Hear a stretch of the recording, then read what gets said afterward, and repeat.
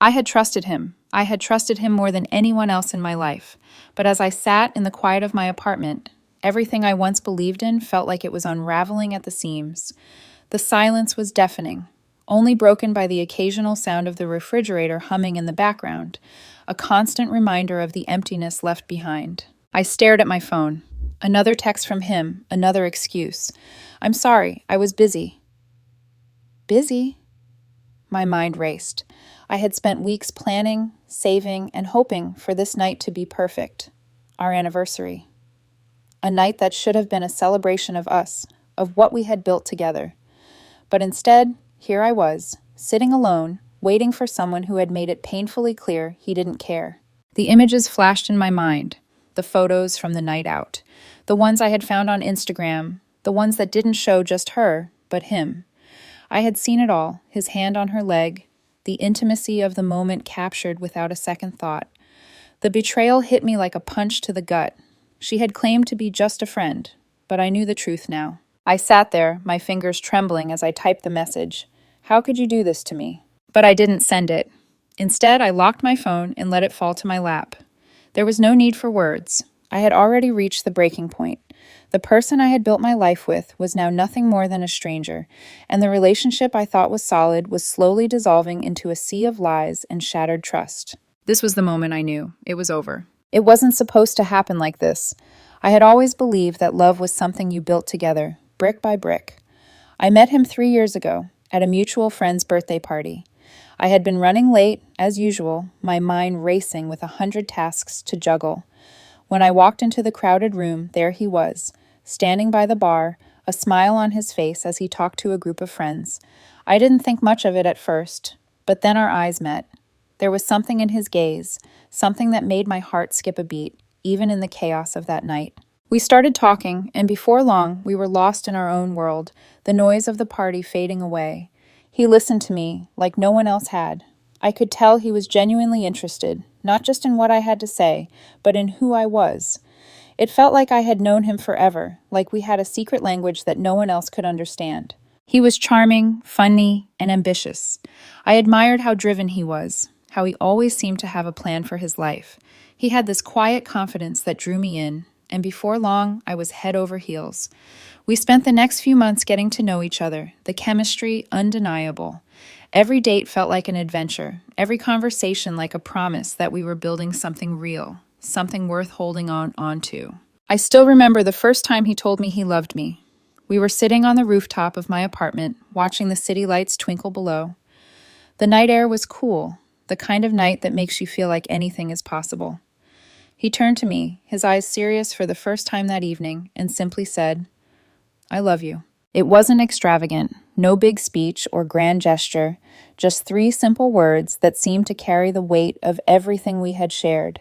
I said it back without hesitation, and in that moment, everything felt right. We were in sync. We had something special, something that couldn't be broken, or so I thought. Our relationship grew quickly, but we both embraced it. We'd travel together, make plans for the future, and talk endlessly about what life would look like. We even started talking about marriage. Not soon, but someday. I had the perfect vision of us, walking down the aisle in a small ceremony, surrounded by the people we loved. He talked about buying a house together, about the family we'd one day build. But as time went on, little things started to shift. At first, I brushed them off as nothing, small quirks in his behavior, or things that didn't seem to matter at the time. He started working longer hours, saying it was for his career. I understood, of course. He was ambitious, always striving for the next big thing.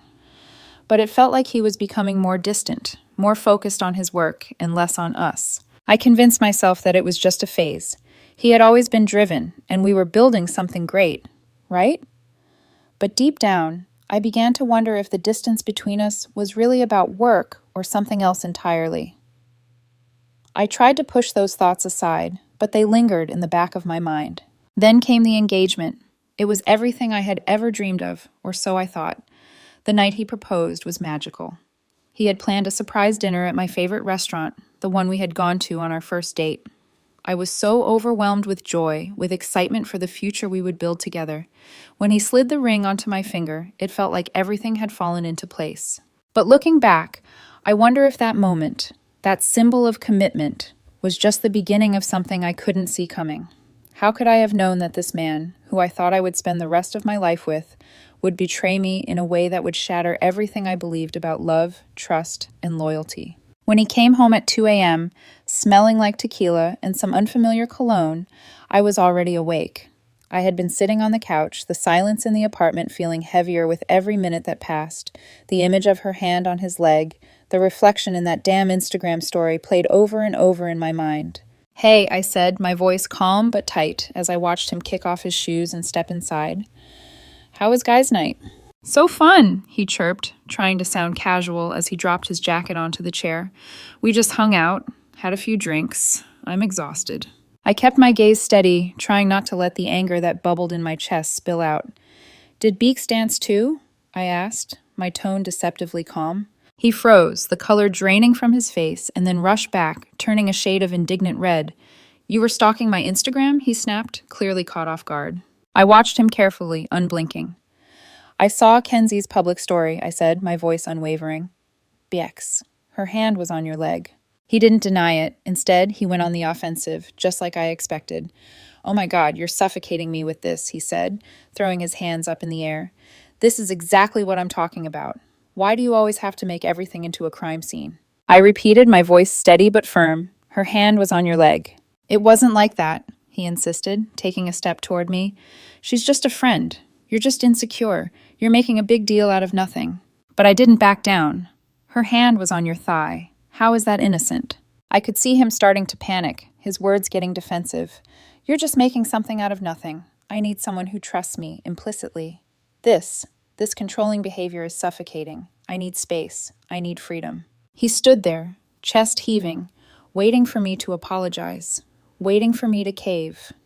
Normally, I would have.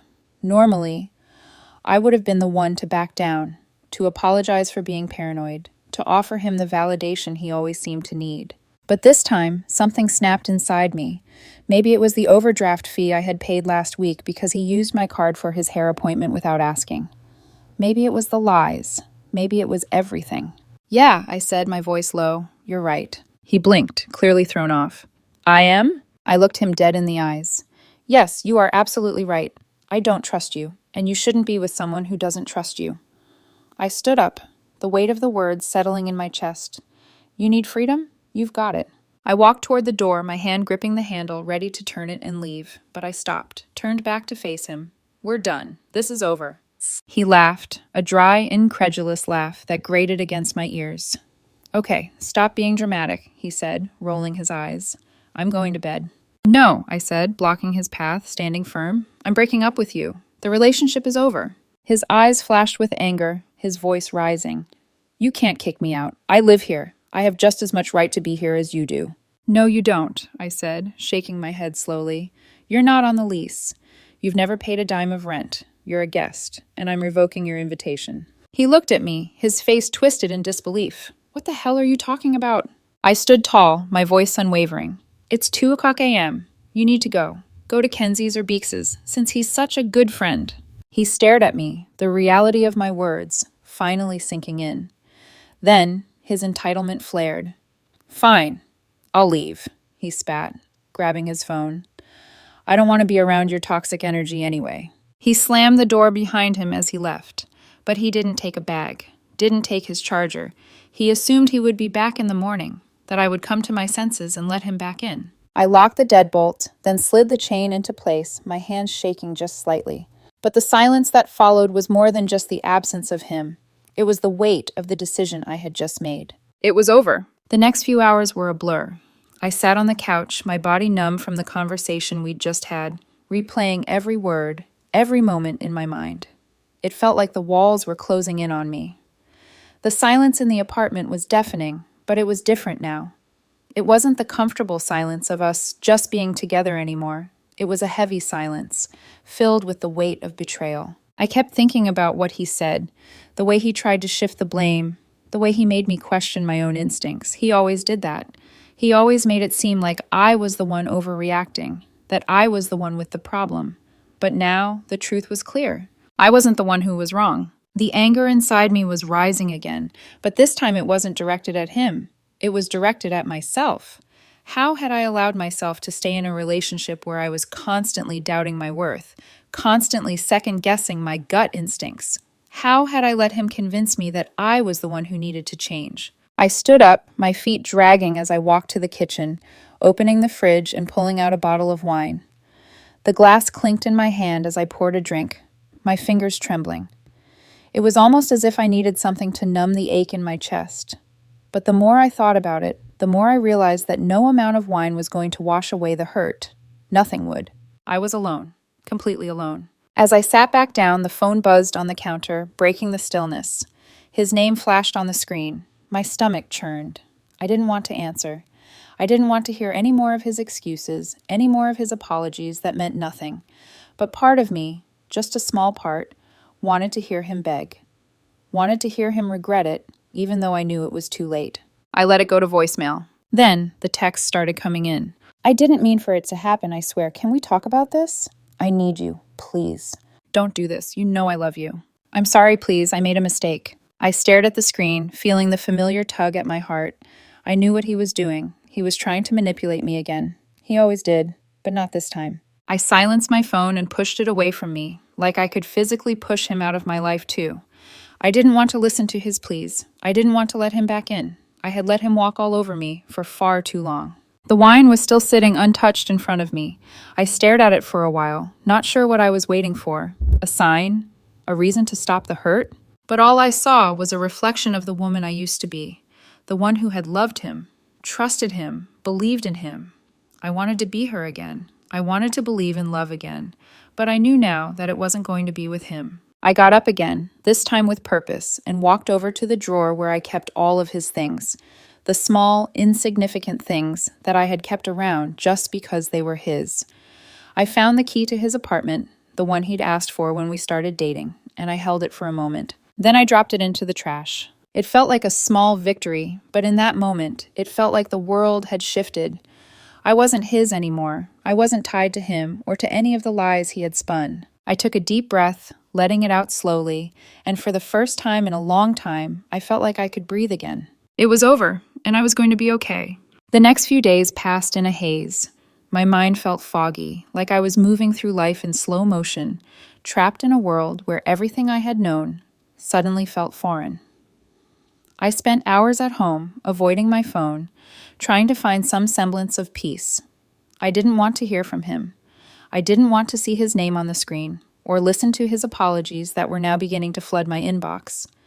But despite everything, I found myself checking my messages every hour. Part of me, the part that still loved him, still wanted to hear him say he was sorry, really sorry. But the more I saw his texts, the more I realized he was sorry for being caught, not for what he had done. The guilt I felt for being strong, for standing up for myself, was quickly replaced by anger. Anger at him, anger at myself, and anger at the way he had manipulated me for so long. I had spent years fighting for us, for him, for our relationship. But what had he given me in return? Lies, disrespect, betrayal.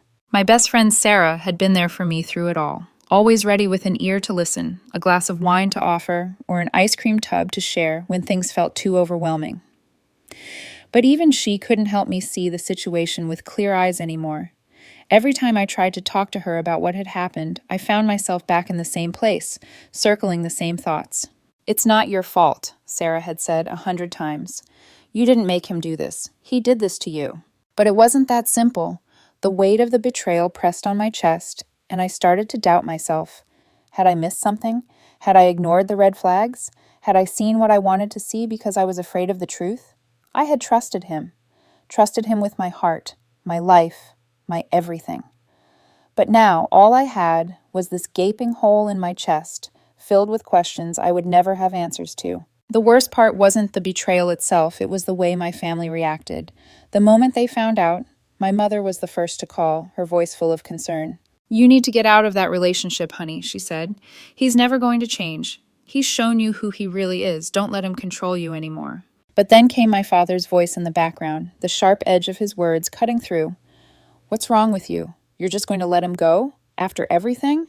The pressure to make them proud, to avoid their disappointment, weighed on me like 1,000 pounds. My father had always been a man of strong opinions, and the thought that he might think I was weak for ending things with him pushed me further into confusion. I didn't want to disappoint him, but how could I keep this facade up any longer? Then came the call from his mother, the one I dreaded the most. She didn't ask if I was okay or how I was feeling. No, she didn't even address my feelings. Instead, it was all about him. "You can't do this, sweetie. He's a good boy. He's just going through something. You can't throw away everything you've built together over one mistake." I wanted to scream. I wanted to tell her how her son had crushed me, how he had turned my world upside down, how I had spent every night wondering where he was, hoping I wasn't being played for a fool. But instead, I just sat there, silent, my mind racing with thoughts I couldn't say. "I can't do this anymore," I finally muttered. "It's over." There was a long pause on the other end of the line, and then the silence was broken by a soft sigh.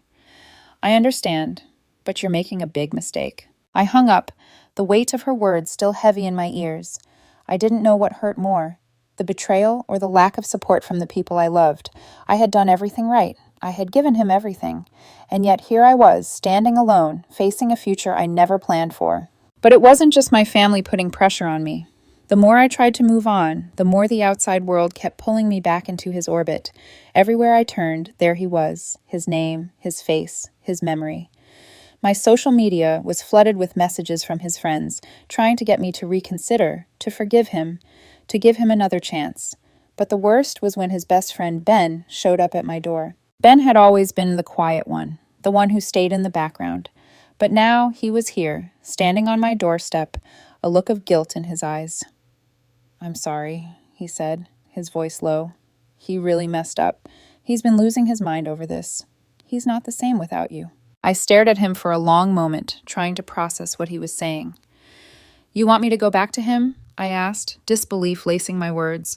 "You want me to forget everything and just pretend like this didn't happen?" Ben shifted on his feet, clearly uncomfortable. "I'm not saying that, but he's hurting, and he needs you." I closed the door in his face, my heart pounding in my chest. The pressure from his friends, from my family, from everyone around me, it was suffocating. But deep down, I knew what I needed to do. I had already made my decision. I had already walked away. I wasn't going to let him drag me back into his world of lies. Not this time. Days passed, but nothing felt real. I tried to fill the empty spaces with distractions. Work, friends, small outings, but nothing could quiet the storm that raged inside me. The truth of what had happened was still fresh, still raw, and every time I closed my eyes, I saw his face, heard his voice, and felt that same sharp pain that cut through my chest. But it wasn't just the betrayal that hurt. It was the loneliness, the hollow feeling in my stomach that no amount of wine or noise could fill. I had never realized how much of my identity was tied up in him, in us. The idea that I could have something permanent, something unshakable. Now I didn't even know who I was without him. I didn't want to cry. I didn't want to admit how much I missed him, how much I still longed for the version of him that had made me believe in love, the version that had told me I was the one, the only one. But the more I tried to deny it, the more the tears slipped out when I was alone, when I had no one to hide behind. That night, I found myself standing by the window, staring at the city lights flickering outside. My phone buzzed in my hand, and for a moment, I thought about throwing it away, turning it off for good, but I couldn't. It was him. I stared at the text, my heart racing. "Please, just let me explain. I can't live with myself knowing what I've done to you. You're the best thing that ever happened to me. I know I don't deserve it, but please, I need you back." I didn't know what I was expecting, but it wasn't this. It wasn't the same desperate words that had filled my inbox for days, promising change, begging for forgiveness. Part of me wanted to believe him, wanted to believe that this wasn't who he was, that the man I had once loved was still in there somewhere. But another part of me, the part that was still smarting from the wounds he had left, screamed at me to be strong, to stop letting him twist the knife. I sat down on the floor, leaning against the wall, my head spinning. What was I supposed to do with this? The man I had given everything to, the man I had trusted more than anyone else, was now nothing more than a stranger asking for another chance. And part of me still wanted to give it to him. But the more I thought about it, the more I realized how broken we both were. I couldn't fix him. I couldn't fix what had been shattered between us. I was tired of carrying the weight of someone else's mistakes. And I was tired of pretending like I didn't deserve better. I stood up, my hands trembling as I stared at his message. The tears came, despite everything, despite how much I had promised myself I would be strong. He wasn't going to change. I knew that now. I had been holding on to the illusion of him for so long, waiting for him to come back to me, to become the man he had once been. But that man was gone. It wasn't just him that had betrayed me, it was me too. I had allowed this to happen. I had ignored the signs. I had forgiven too much, and now I was paying the price. I picked up my phone, my hands shaking as I typed the message. It was simple, blunt, and it felt like the hardest thing I had ever done. It's over. Please stop contacting me. I hit send before I could second guess myself, before I could change my mind. The relief was immediate, but it didn't last. The weight of the finality hit me hard, like a punch to the gut. I leaned back against the wall, sliding down to the floor, my body numb with exhaustion. Everything felt like it was collapsing, like my world was crumbling around me. How had it come to this?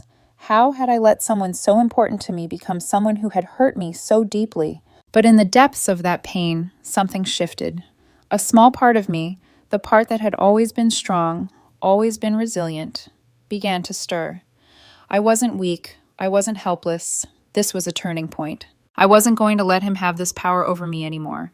I wasn't going to let him haunt me. I had to move on. I had to fight for myself, for the woman I had been before I let him convince me I wasn't enough. I got up from the floor, wiped my face, and walked over to the window. The city lights still flickered outside, but now they felt like a sign of something new, something I could build on my own. It was over, and for the first time, I felt like I could finally breathe. The days after I sent that final message felt like they were both endless and fleeting. I spent them in a haze, moving through life but never truly engaging with it. The numbness was suffocating, but it was also the only thing that kept me from falling apart completely. My friends tried to help, calling me, texting me, encouraging me to get out of the house, but nothing felt right. Then, one afternoon, I received an unexpected visit. It wasn't from him, it was from my grandmother, Jo. She had always been my safe haven, the one person who saw me for who I truly was, without the layers of insecurity or the doubt I had learned to carry. She had been quiet about the situation, never pushing me to talk, but always checking in with a text or a call, offering support without judgment. She knocked on the door with her usual soft tap, and when I opened it, there she stood, small, frail, but unwavering, her eyes sharp with wisdom and care. She had always been the one to ground me when life felt too chaotic, and in that moment, I needed her more than I ever had. "Sweetheart," she said, her voice soft but full of authority. "Can we talk?" We sat on the couch, me curled up in a blanket, her sitting across from me, her hands folded neatly in her lap. She didn't ask me anything right away. Instead, she simply looked at me, waiting for me to speak, to say whatever was in my heart. It was exactly what I needed. "I don't know what to do," I confessed, my voice shaking slightly, though I didn't look at her. "I thought I had everything figured out. I thought he was the one, but now it's all falling apart." She sighed, her eyes gentle yet piercing. "Sweetheart, sometimes we think we know what's best for us. We invest so much into something, so much into someone, that we forget to look at who we really are in the process. We lose ourselves for the sake of someone else's happiness." I felt a lump form in my throat, but I didn't interrupt. Her words were hitting too close to home. "You've been through a lot," she continued, her voice steady. "And you've learned something important, but you're still holding on to the past. You're still holding on to him." I closed my eyes, feeling the truth of her words sink deep. I had been clinging to the idea of who he was, to the version of him I had created in my mind, not the one who had betrayed me. I had been holding on to something that never truly existed. "I'm scared, Jo," I whispered, finally looking up at her. "I don't know who I am without him. I don't know how to move on." Jo reached out and took my hand, her grip surprisingly strong for her age. "You're not alone, sweetie. You've never been alone. You just have to remember who you were before him. Remember what you wanted for yourself. You are so much more than this heartache. You are strong. You always have been." Her words hit like a wave, washing away the doubts that had clung to me like a second skin. In that moment, I realized that I wasn't just trying to get over him. I was trying to reclaim myself. I was trying to find the woman I had lost somewhere along the way. For the first time in weeks, I felt a spark of hope flicker inside me. "I don't know how to do this," I said, my voice barely above a whisper. "I don't know where to start." "Start with yourself," she replied, her eyes kind. "Start with what you want. Start with what you deserve." I nodded slowly, a small but real sense of clarity settling over me. I didn't need to have all the answers right now. I didn't need to figure everything out in one go. But I needed to start. I needed to take control of my life again. That night, as I lay in bed, staring at the ceiling, I thought about Joe's words. And for the first time since everything had gone wrong, I felt a glimmer of possibility. I wasn't stuck in the past anymore. I was free. It was time to take back my life. It was time to heal. The aftermath of my decision hit me harder than I had anticipated. It wasn't the relief I had expected, the feeling of freedom that was supposed to wash over me. Instead, there was a lingering weight in my chest, a sense of loss I couldn't shake, no matter how much I tried to convince myself that I had done the right thing. In the days that followed, I became painfully aware of just how much had been wrapped up in him. My thoughts, my time, my emotions, everything had been centered around him. The apartment now felt like a shell of what it used to be. His absence was suffocating, the space he once filled now hollow. His things were still everywhere, his shoes by the door, his clothes in the closet, the books he'd left on the coffee table. I hadn't moved them yet. It felt too final, too permanent. I spent most of my days at work, trying to bury myself in tasks, in emails, in meetings, anything to keep my mind off the mess that was my life. But even there, I felt like a shadow of myself. People kept asking if I was okay, but I didn't know how to answer. How could I explain to them that the hardest part wasn't the heartbreak? It was the realization that I had spent years of my life with someone who never truly saw me, who never truly appreciated me. And then there were the calls, the constant barrage of messages and voicemails from him. The first few were pleading, desperate. He told me he was sorry, that he never meant to hurt me, that I was the love of his life. He promised he would change, that he would do whatever it took to win me back. I deleted them without listening to a single one. But after a few days, the tone shifted. The apologies turned into anger. He started sending texts like, "You'll regret this. You're ruining everything we had." The guilt he tried to make me feel was suffocating, but I held my ground. I couldn't let him back in. I couldn't let him twist this into being my fault. I had already spent too long making excuses for him, for us. Then came the messages from his family. His mother, of course, was the first to call. Her voice was full of concern, but her words didn't feel like comfort. They felt like manipulation. "You don't know what you're doing, sweetheart. You can't just throw away everything you built together. He's a good boy. He just made a mistake." I couldn't help but feel the sting of her words. It was always about him, about protecting him, about keeping him safe from the consequences of his actions. She didn't see me. She didn't see what he had done to me. All she saw was her son, her child, the one who could do no wrong. And I could already hear her pleading with him to get me back. But what about me? What about the damage he had caused me? What about the years I had sacrificed for him, the trust I had given, only to watch him shatter it in the blink of an eye? The guilt wasn't mine to carry anymore. It was his. And then there were the messages from his friends.